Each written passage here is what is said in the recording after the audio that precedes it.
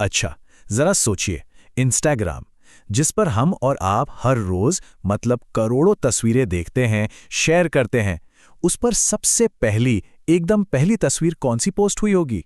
क्या वो किसी बड़े सेलिब्रिटी की थी या किसी बहुत ही खूबसूरत लैंडस्केप की? जवाब सुनकर शायद थोड़ी हैरानी हो। वो तस्वीर थी एक कुत्ते की। जी हाँ, एक डॉग की, जो एक टैको स्टैंड के पास खड़ा था। मतलब एक बिल्कुल आम सी रोजमर्रा की फोटो। और पता है, शायद इसी सादगी में इस कहानी की सबसे दिलचस्प बात छिपी है। तो आज हम इंस्टाग्राम की पूरी कहानी को डिकोड करने वाले हैं।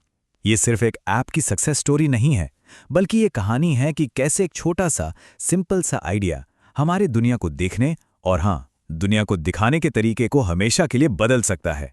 पर एक मिनट, इंस्टाग्राम हमेशा से इंस्टाग्राम था ही नहीं। इसकी शुरुआत तो एक बिल्कुल ही अलग और कह सकते हैं कि काफी अलग आइडिया से हुई थी।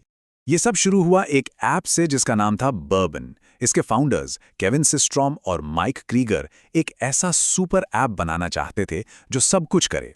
मतलब आप लोकेशन चेक इन भी कर लो, दोस्तों के साथ प्लान भी बना लो और हाँ, फोटो भी शेयर कर दो। लेकिन प्रॉब्लम ये थी कि इसमें इतने सारे फीचर्स ठूंस दिए गए थे कि ये बहुत कंफ्यूजिंग और चलाने में मुश्किल हो गया था।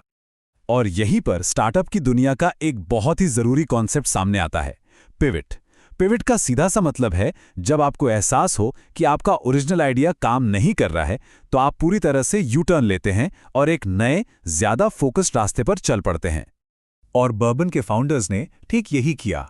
उन्होंने एक चीज नोटिस की, लोग उनके ऐप के बाकी सारे तामझाम को इग्नोर कर रहे थे। वो सिर्फ एक ही चीज इस्तेमाल कर रहे थे, फोटो शेयरिंग। तो उन्होंने एक बड़ा फैसला लिया।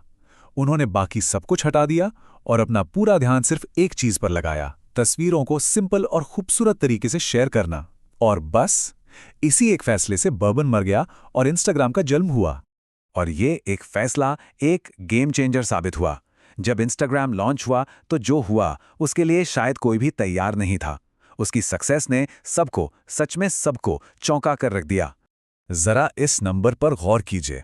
लॉन्च होने के सिर्फ 2 महीनों में इंस्टाग्राम के यूजर्स की संख्या 10 लाख पार कर गई। आज शायद ये नंबर छोटा लगे, लेकिन उस वक्त एक नए नवेले ऐप के लिए ये एक अनसुना, मतलब एक अविश्वसनीय आंकड़ा था। और सबसे कमाल की बात जानते हैं क्या है? ये जो रॉकेट जैसी ग्रोथ थी ना, इसके पीछे कोई बड़ी कॉरपोरेशन नहीं थी। ये सब किया था सिर्फ 13 लोगों की एक छोटी सी टीम ने। इससे एक बात तो साफ हो जाती है, एक बेहतरीन प्रोडक्ट बनाने के लिए लोगों की फौज नहीं, बल्कि एक दमदार आइडिया चाहिए होता है। इंस्टाग्राम की ये जो तूफानी रफ्तार थी, इसने जल्द ही इंडस्ट्री के सबसे बड़े खिलाड़ी यानी फेसबुक का ध्यान अपनी ओर खींच लिया। और इसके बाद जो हुआ, वो टेक की दुनिया की सबसे बड़ी कहानियों में से एक बन गया। और ये सब इतनी तेजी से हुआ कि यकीन करना मुश्किल है। सिर्फ एक वीकेंड में पूरी कहानी पलट गई। देखिए, शुक्रवार को फेसबुक की तरफ से पहला फॉर्मल ऑफर आता है। शनिवार को दिन रात जबरदस्त नेगोशिएशंस चलते हैं और रविवार आते आते डील लॉक हो चुकी थी। सब कुछ 72 आवर्स के अंदर। और ये डील कितने में हुई? पूरे $1 अरब में, $1 बिलियन। उस जमाने में एक ऐसे ऐप के लिए जिसके पास कोई रेवेन्यू मॉडल तक नहीं था, इतनी बड़ी कीमत किसी ने सोची भी नहीं थी। इस एक डील ने पूरी सिलिकॉन वैली में जैसे भूचाल ला दिया था। खुद मार्क ज़करबर्ग ने इस डील के बारे में कहा था कि ये फेसबुक के लिए एक बहुत बड़ा मील का पत्थर है। क्यों? क्योंकि ये पहली बार था जब फेसबुक ने किसी ऐसी कंपनी और प्रोडक्ट को खरीदा था जिसके पास पहले से ही इतने ज्यादा यूजर्स थे। मतलब साफ था, ज़करबर्ग इंस्टाग्राम की ताकत को, उसकी पहुंच को बहुत पहले ही समझ गए थे। तो फेसबुक के अंडर आने के बाद इंस्टाग्राम की कहानी का एक नया चैप्टर शुरू हुआ।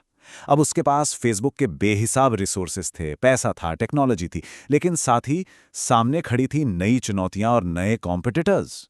और इनमें सबसे बड़ा खतरा बनकर उभरा स्नैपचैट। स्नैपचैट का जो स्टोरीज फीचर था ना, जिसमें फोटो और वीडियोस 24 घंटे में खुद ब खुद गायब हो जाते थे, वो यंगस्टर्स के बीच वायरल हो चुका था। ये इंस्टाग्राम के अस्तित्व के लिए एक सीधा और बहुत बड़ा खतरा था। तो इंस्टाग्राम ने क्या किया? उन्होंने फेसबुक की क्लासिक प्लेबुक निकाली, एक बहुत ही अग्रेसिव और कहें तो रूथलेस रणनीति। इसे आप 3 सिंपल स्टेप्स में समझ सकते हैं। पहला, देखो कि आपका कॉम्पिटिटर क्या सबसे अच्छा कर रहा है। दूसरा, उस फीचर को उठाओ और अपने ऐप में हूबहू डाल दो। और तीसरा, उसे अपने करोड़ों के मौजूदा यूजर बेस के सामने परोस दो। और उन्होंने ठीक यही किया। फेसबुक के साथ आने के बाद इंस्टाग्राम सिर्फ एक फोटो शेयरिंग ऐप नहीं रहा। अब इसमें वीडियो आया, एडवर्टाइजिंग आई, शॉपिंग फीचर्स आए। मतलब ये एक सिंपल ऐप से इवॉल्व होकर एक बहुत बड़ा ग्लोबल प्लेटफॉर्म बन गया। और इसका नतीजा क्या निकला?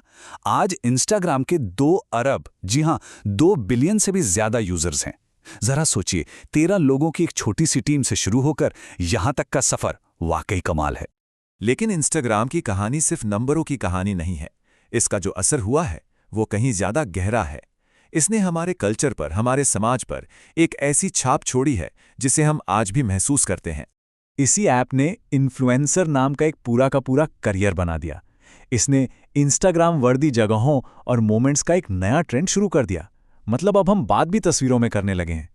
इसने फोटोग्राफी, मार्केटिंग, फैशन, हर इंडस्ट्री का चेहरा बदल दिया। लेकिन इस शानदार कहानी का एक थोड़ा उदास मोड़ भी है। फेसबुक के साथ विजन को लेकर मतभेद इतने बढ़ गए कि आखिर में इंस्टाग्राम को बनाने वाले सिस्ट्रॉम और क्रिगर दोनों ने ही अपनी कंपनी छोड़ दी। तो इंस्टाग्राम की ये पूरी कहानी हमें एक बहुत बड़े सवाल के सामने लाके खड़ा कर देती है।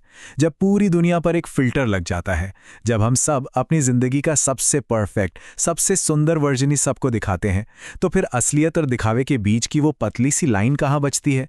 ये एक ऐसा सवाल है जिसका जवाब शायद हम सब आज भी हर एक स्क्रॉल के साथ ढूंढ रहे हैं।